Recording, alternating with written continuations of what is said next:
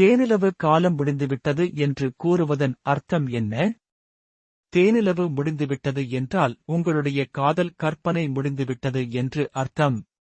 பெண் இன்பம் என்பதே ஒரு உணர்ச்சிகரமான கற்பனைதான்.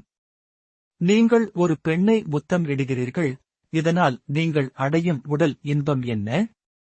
நீங்கள் ஒரு பெண்ணின் மார்பில் முத்தம் இடுகிறீர்கள், இதனால் நீங்கள் அடையும் இன்பம் என்ன? ஒன்றுமில்லை. யோசித்துப் பாருங்கள். ஆனால் நீங்கள் அணைப்பதால், முத்தம் கொடுப்பதால் அவள் கிளர்ச்சி அடைகிறாள். ஏன்? பெண்களுக்கு பாலியல் உணர்வு கேந்திரம் உடலின் பல இடங்களில் பரவி கிடக்கிறது. உதாரணமாக, உதடு, கழுத்து, மார்பு, தொப்புள். இப்படிச் சொல்லிக் கொண்டே போகலாம். ஒரு பெண் ஒரு ஆணால் அணைக்கப்பட்டு இந்த இடங்களில் எல்லாம் முதலில் விளையாட வேண்டும் என்று எதிர்பார்க்கிறாள். ஆனால் ஆணின் உணர்வு மையம் அவனுடைய குறியில் மாத்திரம், அதுவும் அதன் நுனியில்தான் இருக்கிறது. அவன் உடலில் மற்ற இடங்களில் எதுவும் கிடையாது. அது மரக்கட்டைதான். ஒரு பெண் ஆணைக் கட்டித் தழுவி அவனுடைய உடலில் பல இடங்களில் முத்தம் கொடுத்தால் அவன் ஓரளவு கிளர்ச்சி அடைவான் அல்லது கிளர்ச்சி ஏதும் அடைய மாட்டான். இது அவனுடைய மனநிலையையும் விந்து நிறைவையும் பொறுத்தது.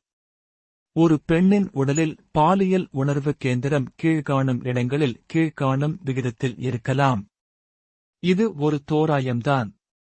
இதைத் தவிர வேறு பல இடங்களிலும் அது இருக்கலாம். பொதுவாக முகம், உதடு 10%, கழுத்து 8%, அக்குள் 10%, தொப்புள், இடுப்பு 10%, அடித்தொடை 10%, பெண்குறி 30%, மார்பு 15%, மீதி இடங்கள் 7%. இது பெண்ணுக்குப் பெண் மாறுபடும். இதை ஒரு ஆண் சரியாக புரிந்து கொண்டு தன் முன்விளையாட்டை இவற்றில் 10 - 15 நிமிடங்கள் ஈடுபடுத்தினால் ஒரு பெண் உடலுறவுக்கு முன்பு பாதி சொர்க்கத்தை அடைந்து விடுவாள். ஆனால் பெரும்பான்மையான ஆண்களால் இவ்வளவு நேரம் ஈடுபட முடியாது. அதுதான் பரிதாபம். ஏனெனில் அதற்குள் விந்து முந்திக் கொண்டு வெளியே வரத் துடிக்கும். காரணம், சிறுவயதில் ஈடுபட்ட சுய இன்பம். ஆகவேதான் தாம்பத்தியத்தில் பெரும்பான்மையான பெண்கள் திருப்தியற்றே இருக்கிறார்கள். இதனால் குடும்பத்தில் சச்சரவு, போர்தான், சண்டை அல்ல. பெண்ணை உடலுறவில் திருப்தி செய்ய இருவரும் கலந்து பேசி ஒரு முடிவு எடுக்க வேண்டும். ஆரம்பத்தில் ஆண் அந்த இன்ப உணர்வில் மனதை முழுமையாக பதிக்க வேண்டும். ஆனால் இது விந்துவை மிக விரைவாக வெளியேற்றத்தான் செய்யும். இதை பெண் ஒரு காலம் விரும்ப மாட்டாள். அவளிடம் உங்கள் நிலையை வெளிப்படையாக எடுத்துச் சொல்லி மெல்ல மெல்ல நேரத்தை அதிகமாக்க முடியும் என்ற தன்னம்பிக்கையை உங்களிடமும் அவளிடமும் ஊட்ட வேண்டும். உங்களுடைய தன்னம்பிக்கை மிக மிக முக்கியம். இந்த நேரத்தை படிப்படியாக உயர்த்த முயலுங்கள். மனம் அதில் ஈடுபட அதில் தன் கவர்ச்சியை மெல்ல மெல்ல இழக்கும். இதை நீங்கள் புரிந்து கொண்டு மெல்ல மெல்ல நேரத்தை அதிகப்படுத்துங்கள். முயற்சி செய்தால் முடியாதது எதுவும் இல்லை. இருவருக்கும் சேர்ந்தே ஒற்றை இன்பம் கிடைக்க முயற்சி செய்யுங்கள். இதுதான் பேரின்பம். ஆகவே தேனிலவு என்பதும் ஒருவித கற்பனை மயக்கம்தான். அது உங்களுடைய மனதின் வெளிப்பாடு, மனக்கற்பனை. எந்த அளவுக்கு தேனிலவு எதிர்பார்ப்புடன் இருக்கிறதோ அந்த அளவுக்கு அதில் ஏமாற்றமும் இருக்கும். அதனால்தான் பெரும்பான்மையான காதல் திருமணங்கள் வெற்றியடைவது இல்லை.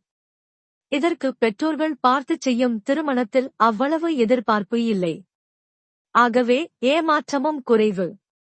காதல் திருமணங்கள் வெற்றியடைய முடியாது. அதனுடைய தோல்வி அதிலேயே அடங்கி இருக்கிறது. அது ஒரு மிகப்பெரிய கற்பனை மயக்கம். அதனால் உண்மையை ஒரு காலம் வெற்றி கொள்ள முடியாது. அந்த கற்பனை மயக்கத்திலேயே எப்பொழுதும் நீங்கள் இருக்க ஒரே வழி, நீங்கள் எப்பொழுதும் அந்த தேனிலவு கற்பனையிலேயே இருக்க வேண்டும். அதற்கு நீங்கள் உங்கள் காதலியை அல்லது காதலனை நேரில் சந்திக்கக் கூடாது. அப்பொழுதுதான் அது சாத்தியம்.